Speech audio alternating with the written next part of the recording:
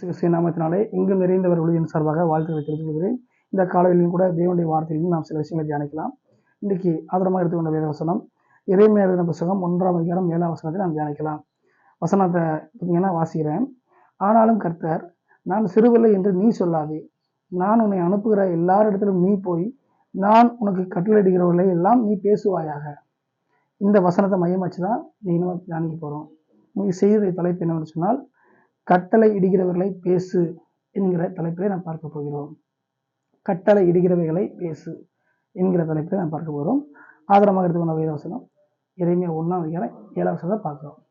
கட்டளை இடுகிறவைகள் அப்படின்னா என்ன அப்படின்னா, உத்தரவு கொடுக்கக்கூடியவைகள் அர்த்தம்.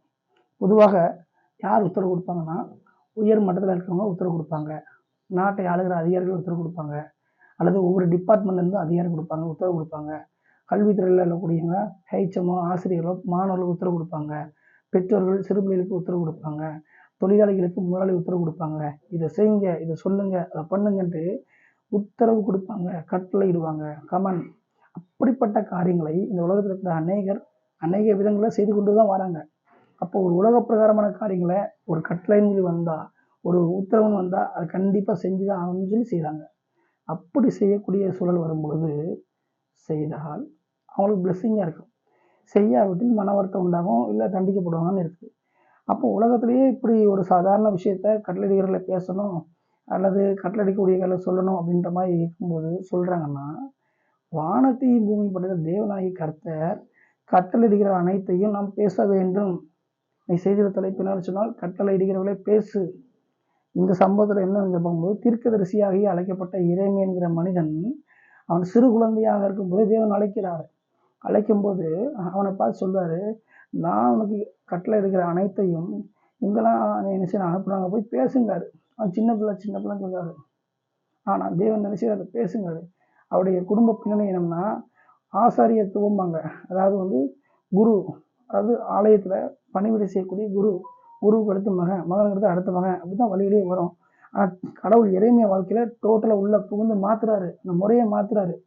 ஆசிரியனுக்கு அடுத்த மகன் ஆசிரியனை பலி செலுத்தணும், ஆலயத்தில் அரிசணும், அவன் தொழுகை சொல்லணும், தொழுகை பண்ணணும், அவன் ஜெபம் பண்ணி நடத்தணும். அப்படிப்பட்ட ஒரு பட்டத்துக்கு நேராக வரக்கூடிய எரேமியாவோட குடும்பத்தில் கர்த்தர் ஒரு மாற்றத்தை உண்டு பண்ணி தீர்க்கதரிசியாக அபிஷேகம் பண்ணுறாரு.